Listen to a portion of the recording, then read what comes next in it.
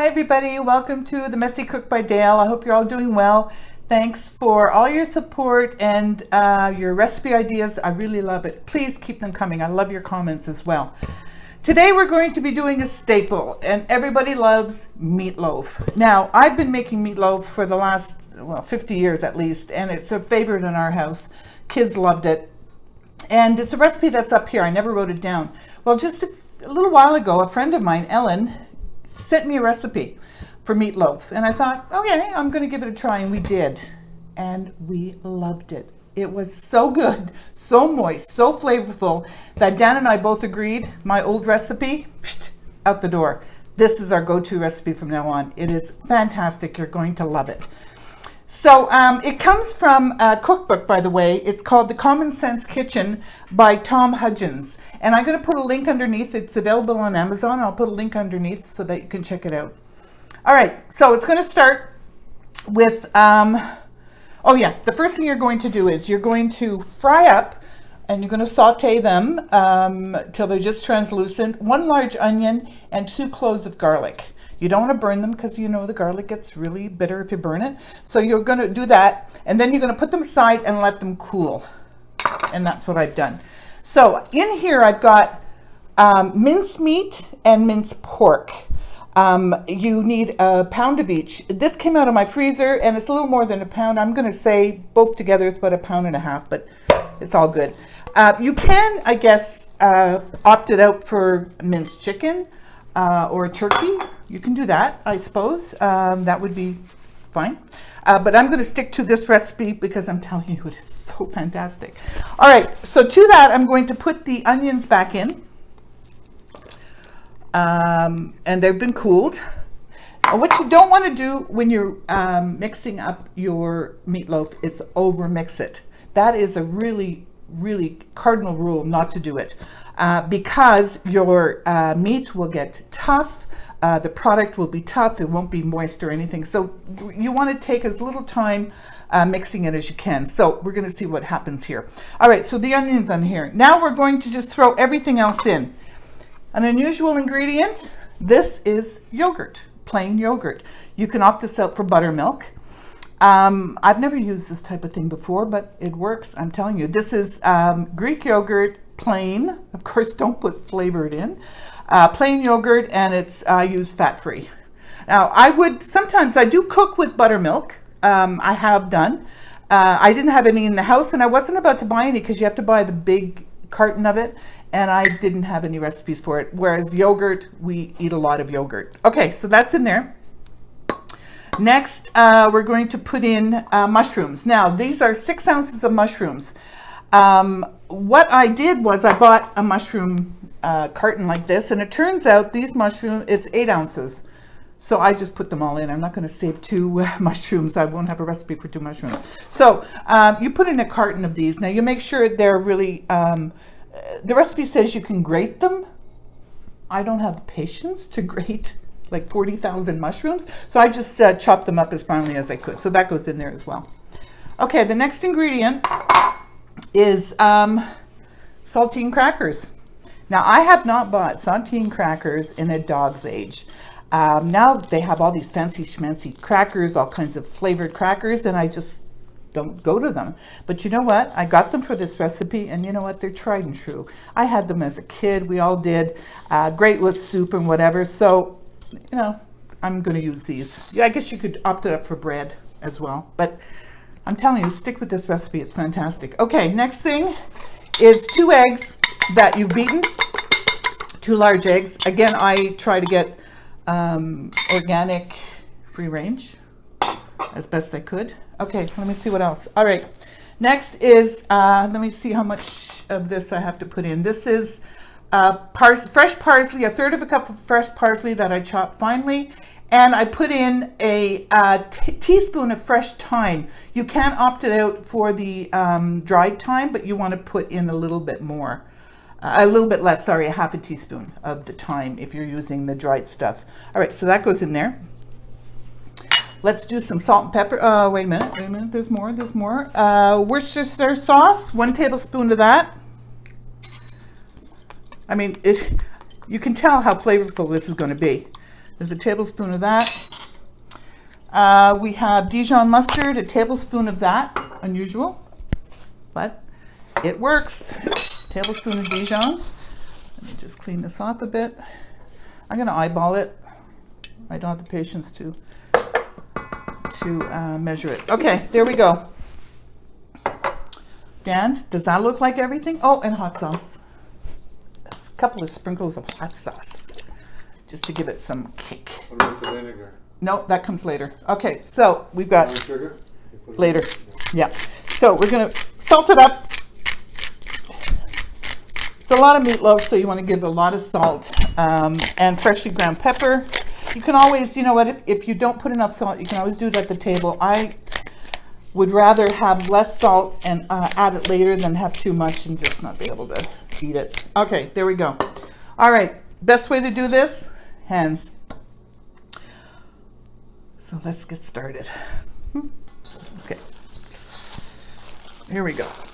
So again, you don't want to overbeat or overmix, but you want to make sure everything is incorporated in here. And it's well mixed, but not too much. Okay, so I'm making a mess. What I do? Oh, I'm telling you, I try. I obviously don't try hard enough, but anyway. So what we have with this, usually what I try to make is, we'll have mashed potatoes. Fantastic, nothing like it. I've made roasted potatoes with this. I've made French fries. Tonight we're having smashed potatoes, which is potatoes that you keep the peel on. You boil them like you would mashed potatoes, and then you take your potato masher and you just mash them just barely, and they're chunky. And you add salt and pepper and cream, and I added a bit of yogurt. You can put cream cheese in there. You can put cheese in there. I put salt and pepper, butter. Fantastic. And then as a vegetable, you can have roast vegetables, which would be very nice. We're having a can of peas and a can of corn mixed up. You can go simple like that, or a salad. Okay, so this looks pretty good. Again, I don't want to overmix it, so I'm going to do something with my hands.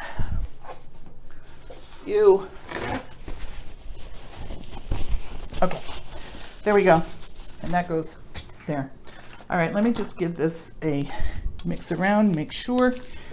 And there you have it. Did you get a picture of this, Dan? Yep. Yep, okay, cool. All right, so now we are going to put it into a shallow-ish casserole pan like this. You line it with some aluminum foil with the shiny side up, and then I'm going to spray it down a little bit just to make sure it doesn't stick. It's not likely to, but you want to make sure. And then you're going to put the meatloaf into the pan, and you're going to make a loaf. Yeah. Now, I have made my meatloaf in loaf pans. I don't find it works as well, honestly. I much prefer this. First of all, you can end up putting potatoes in here or carrots or whatever. And I like how it gets a little bit crusty on the side. So I like this method much better. And this recipe calls for this. All right. So there we have it. That's simple. Wipe the hands again. And now we're going to, because it's called glazed meatloaf, which I probably didn't say before, but it's glazed meatloaf. This is where we make the glaze. So we are going to take, let me make sure I've got the ingredients. It's half a cup of chili. Now this chili is like ketchup, and you can actually opt out the chili for ketchup. It's made by Heinz or any other company, and it's just the chili sauce. Whoops, that goes in here. That was close. Jesus. Oh, whatever. Okay, chili in there. And you add some brown sugar. 2 tablespoons of brown sugar. Gives that little bit of sweetness. Very nice. I'll tell you, if you can buy this thing, at kitchen stores. It keeps your brown sugar so moist and so ready to be used. Fantastic. I love it. Okay, and to that, I'm going to add some apple cider vinegar, and we're going to have, how much of that? 1 tablespoon. Let me tell you something about apple cider vinegar. See that stuff at the bottom? First time I saw that, I was grossed out, and I thought, okay, my vinegar's gone bad, whatever. Did some research, and it turns out that this is called the mother, and it is very natural. It happens in vinegar, and what it is, it's cellulose and enzymes and everything, and really good bacteria. You can eat it. It's not going to make you sick, but it's going to turn your stomach because of the texture of it, I'm sure. But the vinegar surrounding it is really nutritious. So if you see this in your vinegar, don't panic. It's okay. Leave it there. If you store your vinegar in the pantry in a dark, cool place, dry place, it'll last forever. So don't worry about that. Okay, 1 tablespoon apple cider vinegar, and that's that. So I'm going to mix this up like that. Those are red hot. You use that I hot? use that in the, Yeah. Oh, he checks me, which is really good, I'm telling you, because I do forget. So what I'm doing here, do a take 2. That's I don't know, take 2, take 3, whatever. We don't do any editing. What you see is what you get. And if we do a really bad job, we throw the damn thing out and start over. Anyway, that doesn't happen very often. Okay, because we just let it go. All right, so I made a little well here just so that it'll catch the glaze. You're gonna put that on top here.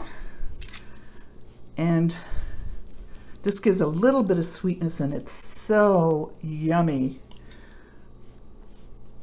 Look at that. I mean, nothing like meatloaf. It just warms your soul, and it's a staple, and I love it. And by the way, this freezes beautifully if you make too much, and I would suggest make a big batch of it, even if it's just the 2 of you, because you can always find friends to give it to, and we've done that. We've given it to our friends and family. And you can also freeze it. You know, what I would do is let it cool, cut it into slices, wrap them, put them in the freezer, and they're all ready for next time. All right, so this is going to go in a 350 degrees oven for about 40-45 minutes. You really want to make sure it's done on the inside. I would suggest that if you have a thermometer, do it 165 degrees Fahrenheit. It should be. If you don't have one, then open it up and make sure. You don't want to have any meat that's raw. It's not good for you, and it's going to make you sick, or could make you sick. All right, so I'm going to do that. When we come back, Dan is going to do my cleaning up. And when we come back, we'll give it a try. All right, see you in about an hour. Hi, everybody. I want to introduce you to Casey. Oh, look, Casey. Say hi. He's our garbage gut. Anything that falls on the floor, he eats. He's our boy. All right. So here we are, back with our glazed meatloaf. It turned out really well. I tested it with my trusty thermometer. Really important to do that. Also, please check the ingredients underneath. Make sure, I think I might have said 1 teaspoon of thyme, whatever. Anyway, check it out. It's not going to make a big difference. I was going to present this on a beautiful platter, but 1, it'd have to be washed, and 2, we're going to eat this. And 3, I think it would have fallen apart anyway. So we'll just do it like this. All right, so let's cut into it. It already feels beautifully moist. At home, the kids used to fight over the end part because that had all the crust on it. Okay, looks good. Let's have a taste of this. Cheers.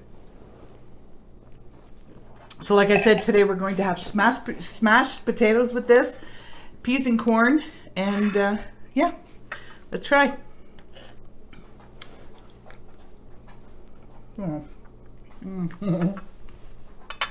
That's really good. By the way, whoa, he is bugging me. Okay, by the way, you want to take this out of the oven and let it rest for about 10 minutes before you cut into it. Otherwise, it's going to be hash. All right. So there you have it. Thank you so much for hanging out with me today. I really appreciate it. You're going to love this. It's so good. Ellen, thanks so much. Stay safe. Do what you have to do during this pandemic. And remember to forget the mess. Have fun with your meatloaf. So good. Oh, yeah. Cheers. See you later.